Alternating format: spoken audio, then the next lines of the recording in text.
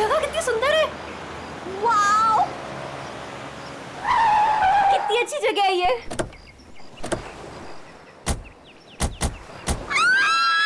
यहाँ मैं और आयशा रहेंगे। वाओ, थैंक्स करण। इतना तो मैं कर सकता हूँ ना तुम लोग के लिए। अब तुम्हें और आयशा को उस सड़े हॉस्टल में रहने की कोई जरूरत नहीं। बिल्कुल सही कहा करण। वैसे करण, मधु, मुझे लगता है ना कि जिस दिन तुम्हारी और मधु की शादी हो जाएगी ना, उस दिन तुम तो मधु को पूरा के पूरा मोहल्ला ही गिफ्ट में दे देने वाले हो।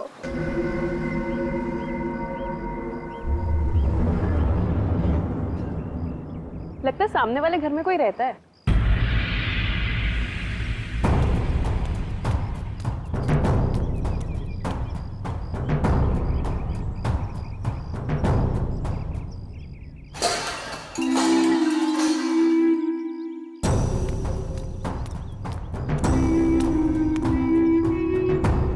हाय, आई एम मधु।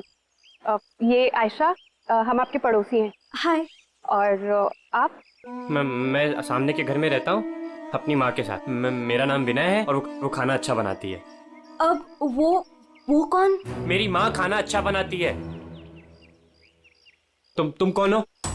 मैं करण हूँ, मधु का बॉयफ्रेंड। बॉयफ्रेंड गर्लफ्रेंड बॉयफ्रेंड गलत बात है। नहीं, माने कहा है बॉयफ्रेंड गर्लफ्रेंड, गलत बात है। विनय,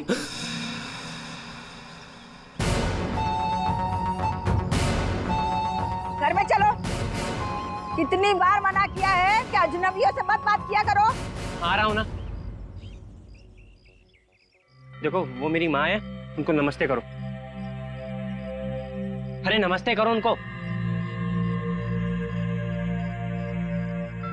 इधर आओ, इधर आओ। अंदर चलो। आ रहा हूँ। सुनो, 8 बजने से पहले घर के अंदर चले जाना, ठीक है? क्योंकि 8 बजने के बाद ना वो आ जाता है। वो कौन?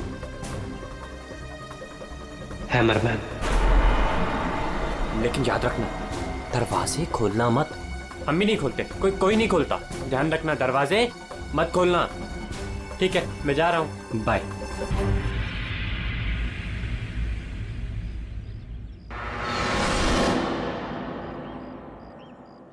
दिमाग खराब है इसका यार। इसकी माँ से बांध कर क्यों नहीं रखती है? क्योंकि उसकी माँ भी तो उसकी तरह अजीब ही है एक्चुअली। चलो सामान रखते हैं। यू आर ऑलराइट ना? या, आई एम फाइन।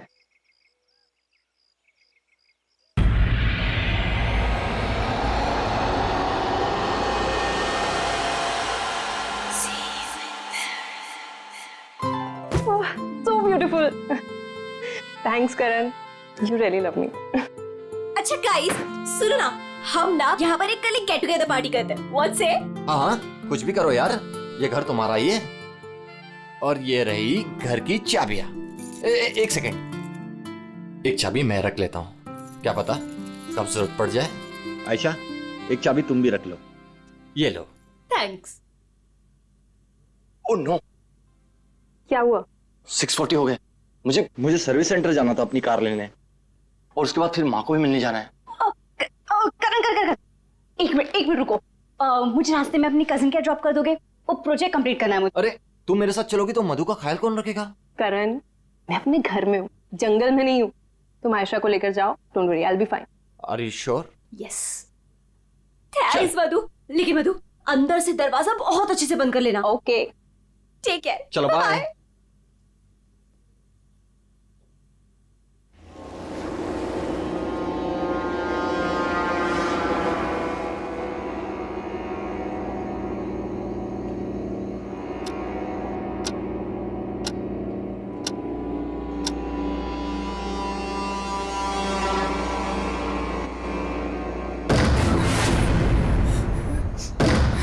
कौन है? कौन है वहां? दरवाजा खटखटाना बंद करो। डरती नहीं हूं मैं।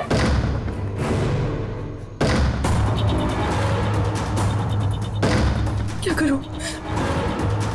यार करण को फोन कर।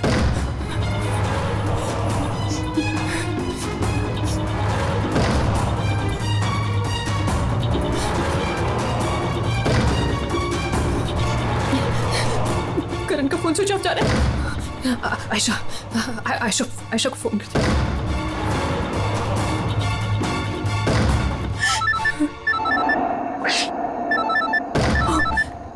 अब क्या करूं? अंधेरा करती हूँ।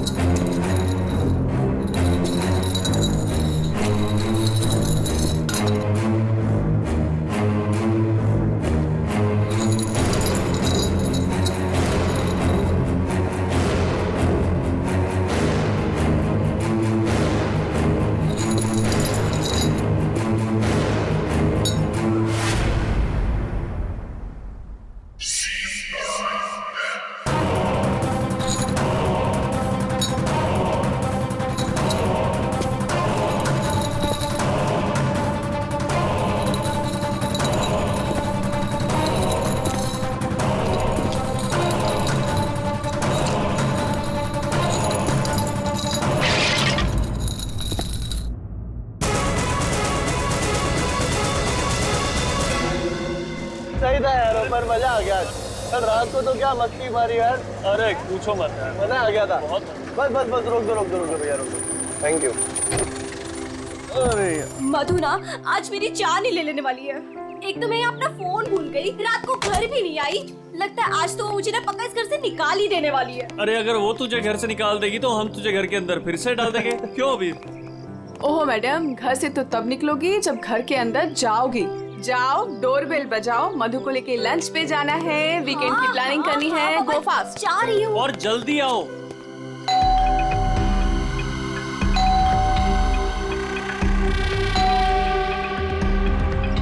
लगता है ना मैडम अभी तक सो रही है, दरवाजा ही नहीं खोल रही है। आयशा, तेरे पास इस घर की एक्स्ट्रा चाबी है ना? हाँ है। तो उस चाबी का क्या अचार डालेगी? जब चाबी है तो गेट खोलना, डोरबेल क्यों बजा रही है? ओ हाँ, मैं भी ना बिल्कुल पागल हूँ।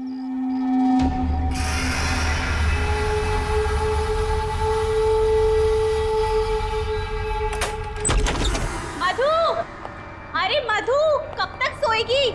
उठ, मधु, मधु, मधु, अरे उधर देखो यार। मधु, मधु बाथरूम में भी नहीं है। अरे वो तो बाहर भी नहीं है यार। यार ये मधु कहाँ चली गई है? मुझे बहुत टेंशन हो रही है। वो ठीक तो होगी ना? मधु, मधु, मधु, मधु,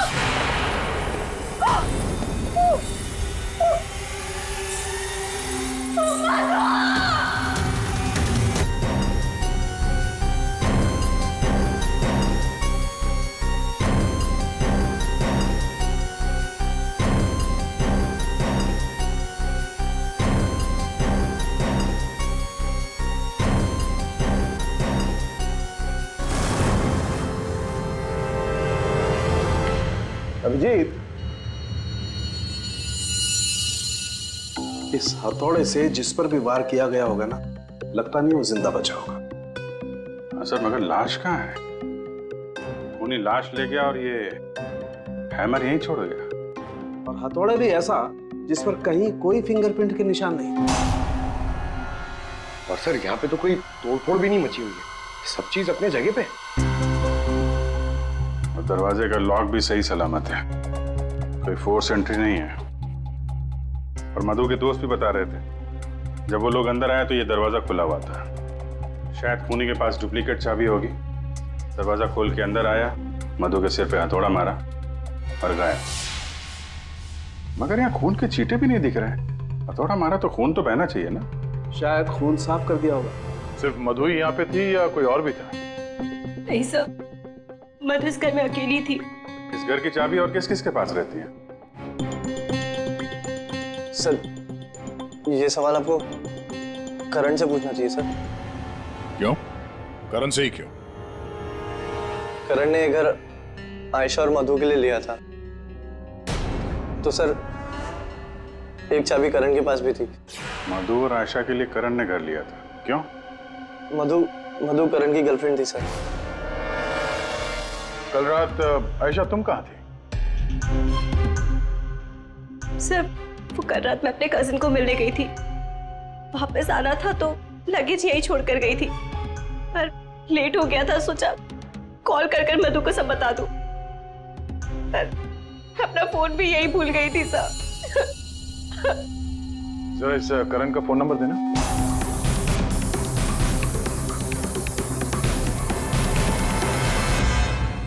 सर ऑफ। वो मेरे पास उसकी मम्मी का नंबर है। कल करण जब मुझे कजिन के यहाँ छोड़ने गया था तो कह रहा था कि वो घर जा रहा है मम्मी के पास।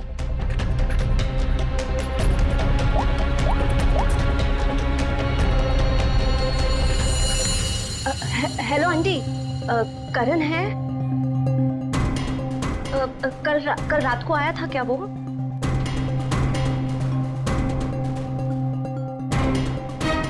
नहीं आंटी, कुछ नहीं, हो सकता है मधु के यहाँ गया हो। मैं आपको बाद में कॉल करती हूँ। तो करण कल रात अपने घर भी नहीं पहुंचा और यहाँ भी नहीं आया। सर मुझे आपको एक बात बतानी थी। वो हमारे नेबर्स जो है ना, उन्होंने कहा था कि यहाँ पर एक हैमरमैन आता है रात को, तो कहीं उसने ही तो कुछ नहीं कर दिया। हैमरमैन? किसने बताया तुम्हें ये? कौन है ये? विनय बेटा, कोई आ रहा है? हाँ माँ, कोई याद हो रहा है।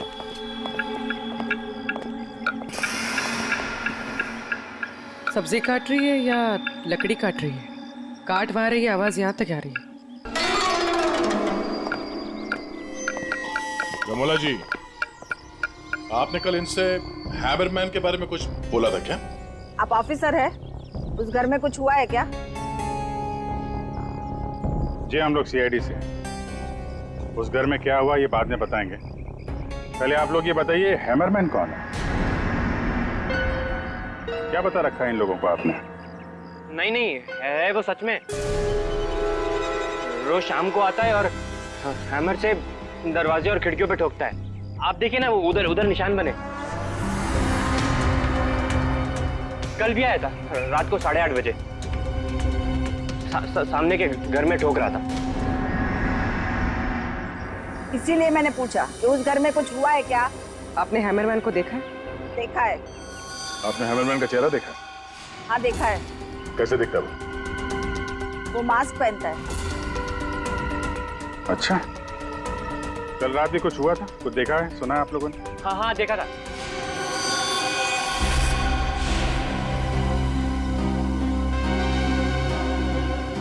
रमोला जी,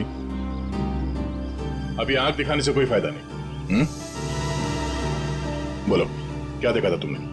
कल रात 8:30 बजे मैंने खिड़की से देखा कि बस फिर मैंने नहीं देखा। माँ ने खिड़की बंद कर दी। एक आदमी और एक औरत। वो आदमी तो करण हो सकता है। और सर वो औरत? करण की कोई साथी? दोनों अंदर गए, मधु का खून किया और लाश लेके पीछे के रास्ते से निकल गए। एक बार पीछे की तरफ देख लेते हैं। आप लोग यहीं पे रुकिए। पूर्वी, इनसे हैमरमैन का स्केच बनवाओ। पीछे के दरवाजे से वही घुसेगा जिससे अपने पड़ोसियों की नजरों से बचना होगा। वो नहीं होगा जो मधु को लेकर निकल गया।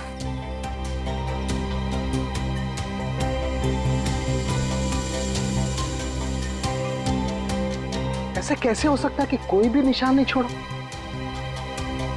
मधु को मार करके लेके गया तो भी कुछ ना कुछ तो छोड़ा होगा कोई।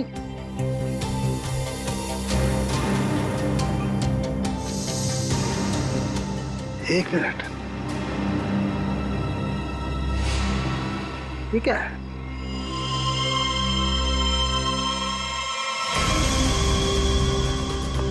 कुछ अलग से?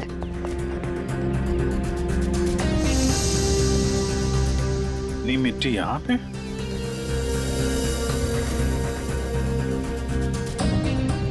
लगता है किसी ने यहाँ पे पैर वैर धुले हैं, इसलिए मिट्टी यहाँ पे है।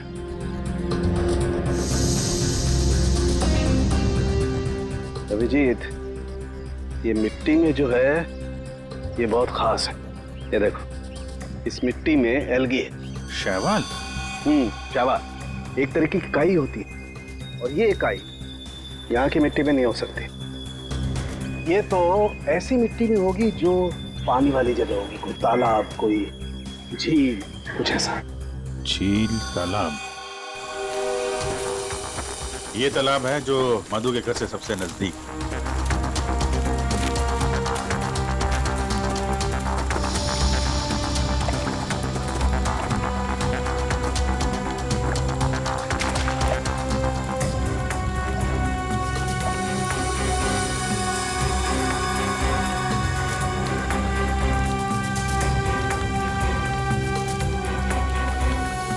गया अभिजीत,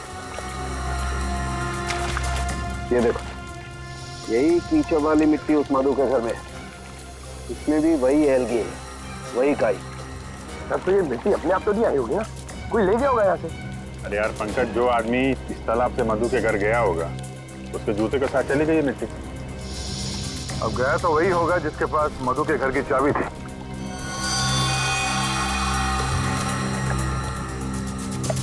पर कौन गया होगा?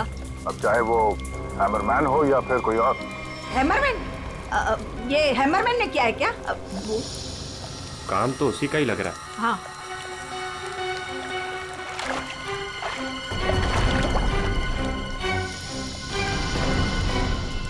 हाँ, वहाँ नीचे कुछ दिख रहा है।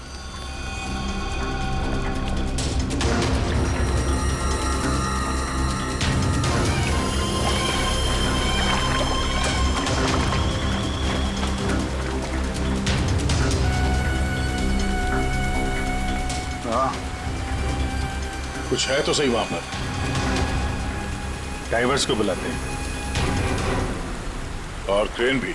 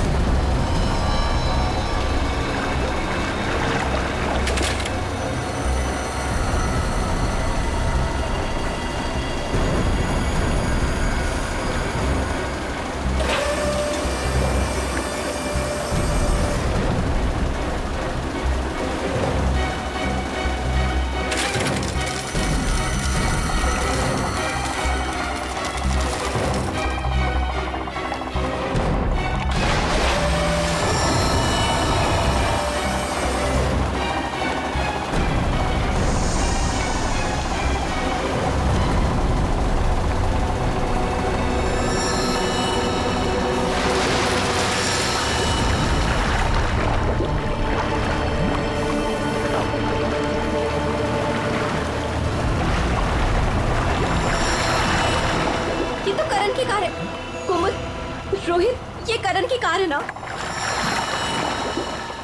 कुमुद, रोहित, ये करण की कार है ना? पर करण अपनी कार इस तालाब में क्यों फेंकेगा? हो सकता है हैमरमैन लेकर आया हो। करण की कार का नंबर और इस कार का नंबर दोनों सेम है।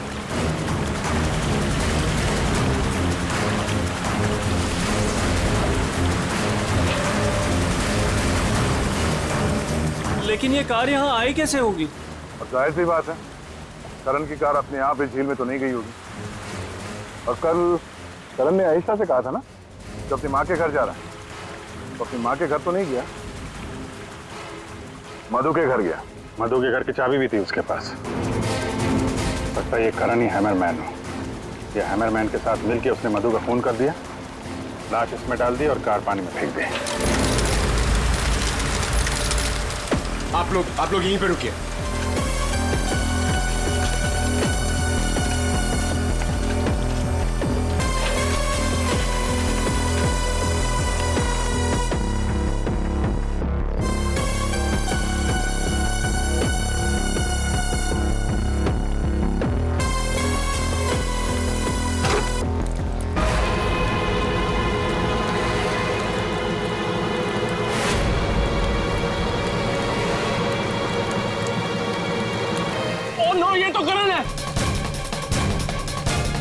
प्लीज आगे मत जाइए।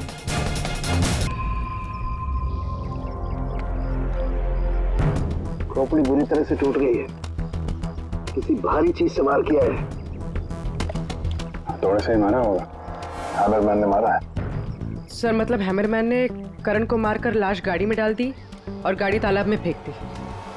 फेंका नहीं पूर्वी, इधर ढलान पे धक्का दिया और गाड़ी सीधा झील में। सर मगर अगर गाड़ी को धक्का मार के वहां तालाब में डाला है तो फिर ये नॉर्मल पतला दुबला आदमी नहीं होगा सर, ये हैमरमैन बहुत तगड़ा होगा सर, हट्टा कट्टा। या फिर 2 लोग होंगे। अब ये करण तो मिल गया, मधु को ढूंढना है।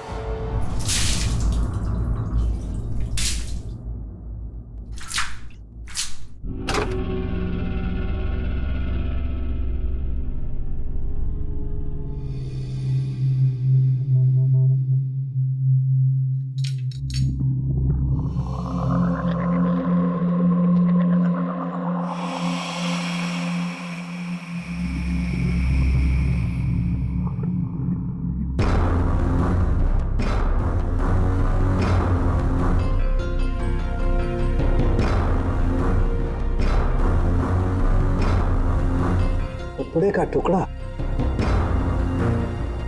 इस कपड़े के टुकड़े का रंग करण के कपड़े के टुकड़े से तो मैच नहीं करता है, तो शायद ये खूनी का होगा। सर क्या होता रहेगा? सर इस कपड़े के टुकड़े के अलावा और भी ऐसा कुछ है जो हमें बहुत कुछ बता सकता है। अंगूठी डायमंड की है, लगता है कार चलाते समय गियर बदलते वक्त गिर गई होगी। जो लड़की कार चला रही होगी तो तारिका कार चलाने वाला इस मिरर को भी जरूर एडजस्ट तो करता ही होगा ना, क्या बोलती है? सही बात। तो फिर ये मिरर भी कुछ ना कुछ कहानी जरूर बताएगा।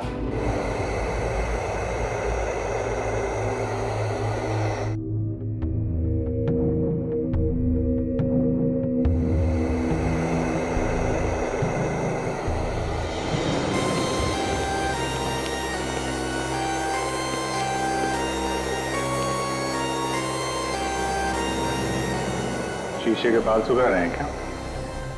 पूरा शीशा सुखा रहा हूं। जब ये सूख जाएगा ना बहुत कुछ बोलेगा, लेकिन फिलहाल ये करण ने और अंगूठी ने जो बोला है वो सुन लीजिए। इस हथौड़े पर जो खून लगा है ना, बस ये करण के खून से मैच होता है। मधु के घर में करण की ही हत्या हुई। और सर ये हीरे की अंगूठी मिली हमें उस गाड़ी में से, ड्राइवर सीट के नीचे पैरों के पास। ये अंगूठी? ये तो मधु की है। हाँ सर, हमने मधु के घर से उसके कुछ फोटोग्राफ्स लिए थे, उसमें मधु ने यही अंगूठी पहन रखी। इसका मतलब वो कार झील तक मधु चला कर लाई और इसीलिए वो अंगूठी कार में गिर गई। तो क्या करण का खून मधु ने किया? नहीं दिया, मुझे नहीं लगता।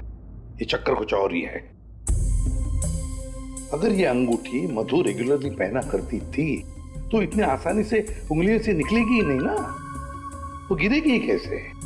वो तो जरूर वहां पर जानबूझकर डाली गई थी ताकि सारा शक मधु पर जाए और हम मधु के आसपास ही घूमते रहे। और सर मधु का भी अभी तक कुछ अता पता है नहीं। लो भाई, इस शीशे ने भी मुंह खोल दिया है। ये देखिए, इस पर बहुत सारी उंगलियों के निशान हैं। मधु यहाँ पर है नहीं, वरना उसकी उंगलियों से मैच करके दे। कोई बात नहीं सर, जब मधु मिल जाएगी तो मैच कर लेंगे। काम करते हैं, 7 बजे से लेकर 9 बजे तक ये करण कहाँ था इसके डिटेल्स निकालते हैं। अपने आप सब कुछ पता चल जाएगा। तो करण का सेलफोन डेटा जो हमें मिला उससे ये पता चलता है कि करण और आयशा 6:44 पर मधु के घर से निकले थे और उसके बाद 7:15 पर करण ने आयशा को ए ब्लॉक पालिन चौक ब्लू पार्क पे ड्रॉप किया था और वहां से करण को जाना था अपनी माँ के घर बराली, लेकिन वहां ना जाकर ये वापस मुड़ता है और मधु के घर की तरफ आता है। और उसी रास्ते में 5 किलोमीटर तक जाने के बाद सर करीब 7:30 बजे जेसी मार्केट फुलवाड़ी में वो रुकता है और यहाँ पे एक और नंबर आके उससे मिलता है सर। और ये नंबर करण के साथ करीबन 10 मिनट तक रहता है और उसके बाद वो नंबर गायब हो जाता है और वहां से करण मधु के घर पहुंचता है 8 बजे और 8:40 पर उसका फोन बंद हो जाता है। दूसरा नंबर किसका है जो करण से जेसी मार्केट में मिला था? सर रोहित का। रोहित, तुम करण का खून होने से पहले उससे मिले थे पूरे 10 मिनट के लिए, क्यों? सर मैं अपने दोस्त की मौत से बहुत ज्यादा डरा हुआ था सर, और मुझे समझ में ही नहीं आ रहा था कि मैं कैसे रिएक्ट करूं, क्या बोलूं। वो तो अचानक से उस दिन मैं उसे जेसी मार्केट में मिला, मैंने सडनली उसे वहां देखा। अरे करण, हे रोहित, कैसा है यार? कैसा है मेरा भाई? अरे तू यहाँ इस खिलौने की दुकान में क्या कर रहा है यार? तुझे यहाँ क्या जरूरत पड़ गई आने की? अरे बस ऐसे यार, किसी के लिए सरप्राइज ले रहा था और उसे सरप्राइज ही रहने दे। अच्छा सरप्राइज? चल यार, मुझे थोड़ी जल्दी है। कल मधु के इधर तू आ रहा है ना पार्टी में? हाँ हाँ कल आ रहा हूँ ना। लेकिन तू जा कहाँ रहा है? बस यार थोड़ा जल्दी में हूँ। अरे मैं तुझे छोड़ देता हूँ, चल। मेरी कार पार्क है यहाँ, तू कल मिल मुझे। अच्छा चल चल, सी यू, बाय। और मेरे लिए तो ये सरप्राइज की बात थी सर, क्योंकि मैं उससे 2 महीने बाद मिल रहा था। ठीक है, तुम जा सकते हो, लेकिन जब तक इस केस की तहकीकात पूरी नहीं होती तुम ये शहर छोड़कर कहीं नहीं जाओगे। जाओ।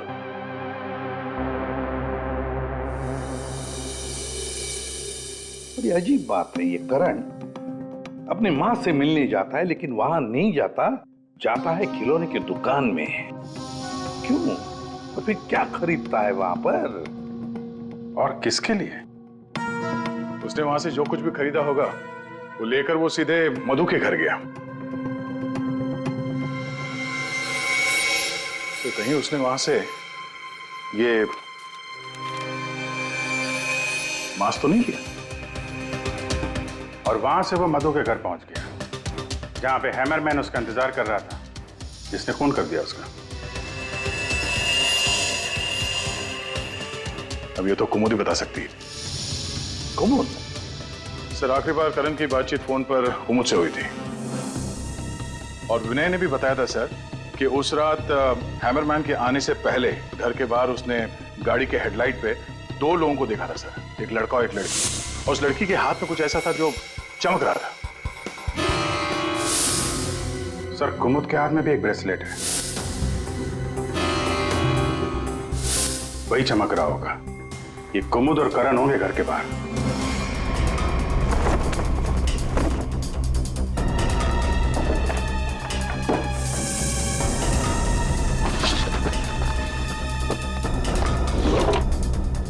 जब से करण की लाश मिली है तालाब में, तब से खूनी और भी होशियार हो गया है। सर लगता है ये टीम बहुत छोटी है सर, कुमुद, मधु और ये हैमरमैन। लेकिन ये हैमरमैन मिले तो सही, अभी तक तो सिर्फ उसका हैमर ही मिला है तो उसने हमारे लिए छोड़ा है। मैन तो गायब ही है। सर ये कुमुद तो भागने की तैयारी से घर से निकली, सारे कपड़े लेकर भागी और उसका मोबाइल भी स्विच ऑफ आ रहा है। अरे ये कहां से आ गए यहाँ पे? कौन कहां से आ गया? ये देखो। इसका मतलब है ये कुमुद रमोला और विनय को पहले से जानती थी। एनवेलप पे डेट पिछले महीने की है और ये कुमुद बोल रही थी कि ये रमोला और विनय को पहले कभी मिली ही नहीं। तो कहीं ये माँ बेटे रमोला और विनय इस पूरे साजिश में शामिल तो नहीं है? मिलते हैं माँ बेटे से।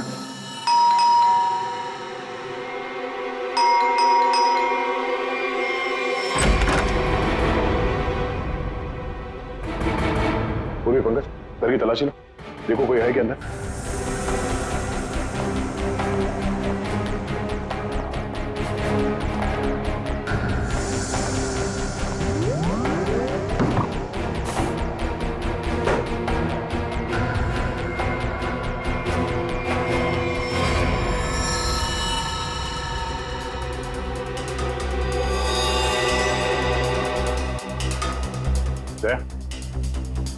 हाँ? ये दीवार देखो यार,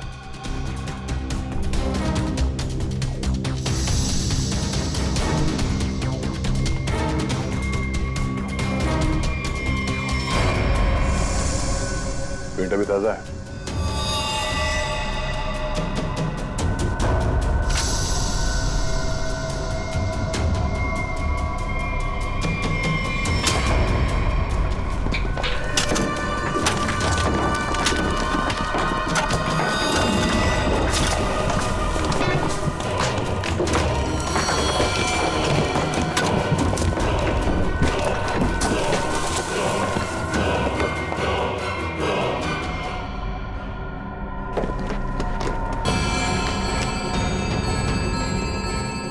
ये तो मधु है, मार के गाड़ दिया दीवार के अंदर, इसीलिए हमें ये कहीं मिल नहीं रही थी।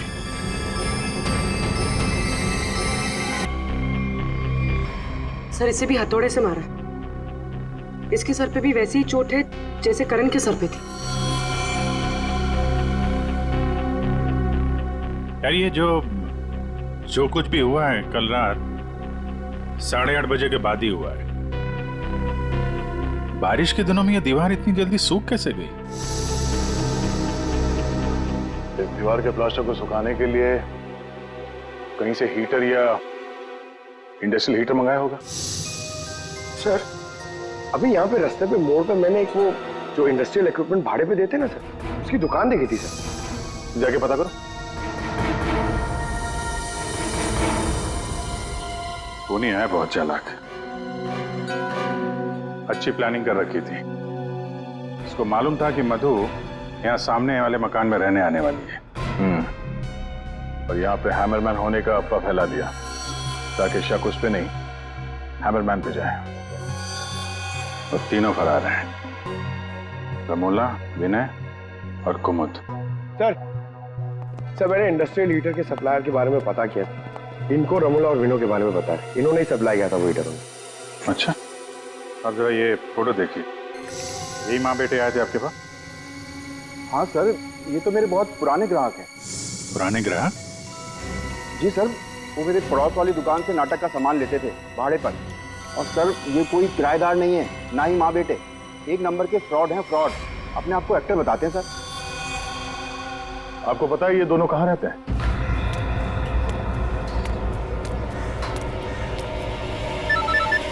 तो निकल, मैं मिलता हूँ। हाँ चल मिलते हैं। हेलो, मैं चंपा बोल रही हूँ, चाय पानी फिल्म से। हाँ जी बोलिए ना।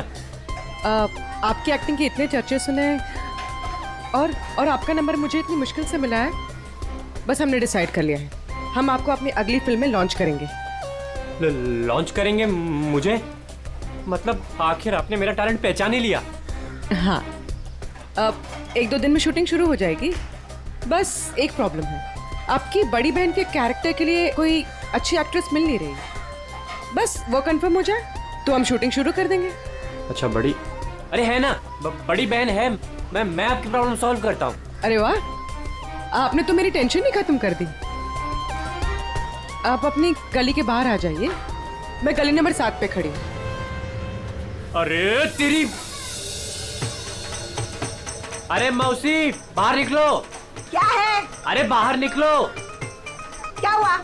अरे अपनी किस्मत खुल गई, रोल मिला है अपने को।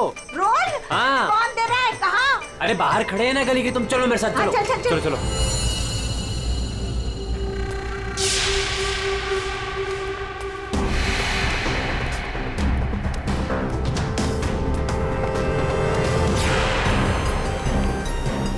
CID? हाँ CID। कहाँ जा रहा है? अच्छे मुजरिम का किरदार तो तुम लोगों ने निभा दिया, अब जरा एक अच्छे गवाह का किरदार भी निभाओ और ये बताओ कि कुमुद कहाँ है?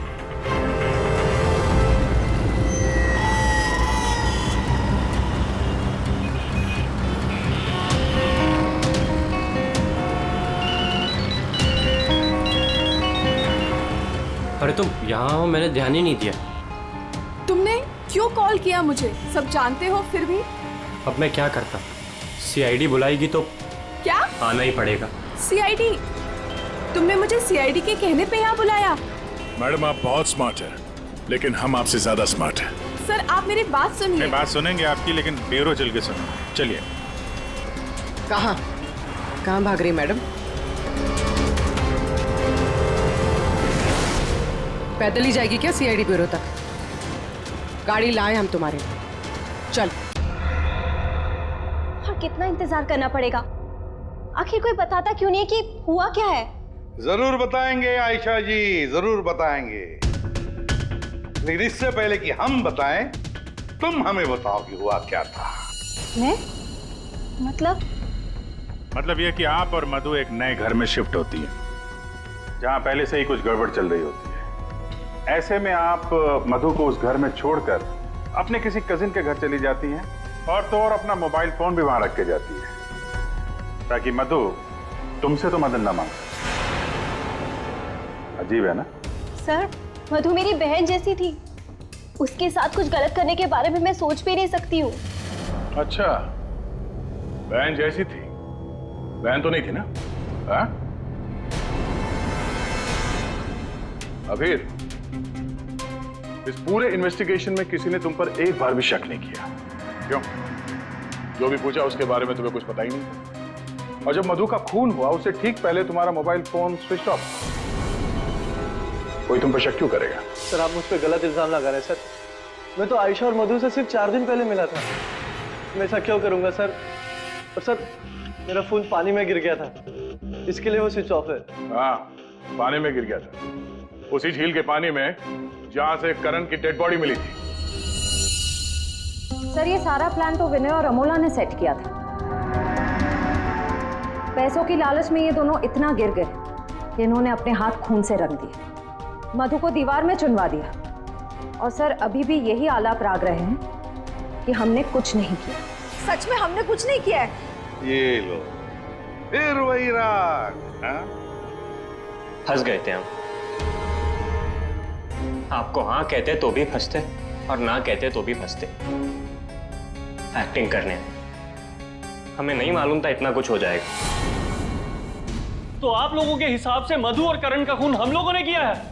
उन दोनों का खून तुम लोगों ने नहीं किया है, उन दोनों का खून किया है हैमरमैन ने। और वो हैमर हमारे पास है।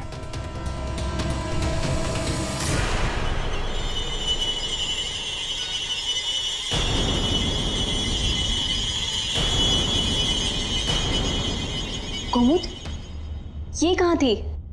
ये हैमर छुपाने गई थी, हमने ढूंढ निकाला, है ना? I'm sorry रोहित, मुझे माफ कर दो। तुमने मुझसे वादा किया था कि तुम मेरा नाम नहीं लोगे, मैं तुम्हें छोड़ूंगा।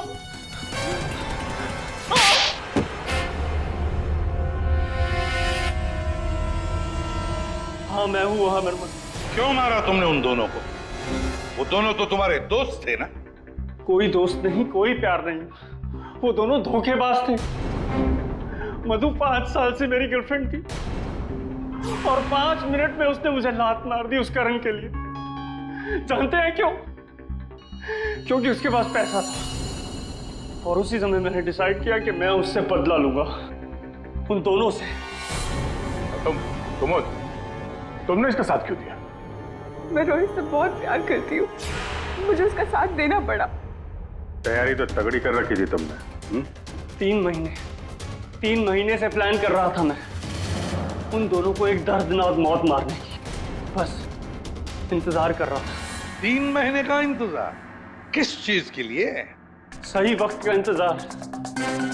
और वो सही वक्त तब आया जब मुझे करण ने मधु के लिए घर ढूंढने के लिए कहा, और उसे मैंने ये वाला घर दिला दिया, और उसके बगल वाला घर मैंने कुमुद के नाम से रेंट पर ले लिया, और वहां इन दोनों घोचुओं को रखा, इन बेवकूफों को। और हैमरमैन बनने का प्लान बनाया। बन गए हैमरमैन, ताकि तुम पर कोई शक न करे।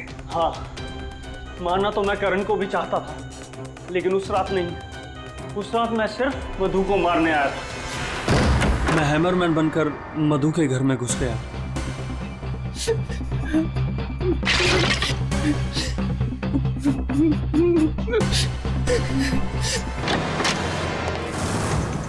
और मुझे इस बात का बिल्कुल भी अंदाजा नहीं था कि करण भी वहां पर आ जाएगा। वो मधु के साथ मजाक करने आया था, नकली हैमरमैन बनकर। उसने मैंने कुमोद, रमोला और विनय की मदद से दोनों लाशों को ठिकाने लगा दिया।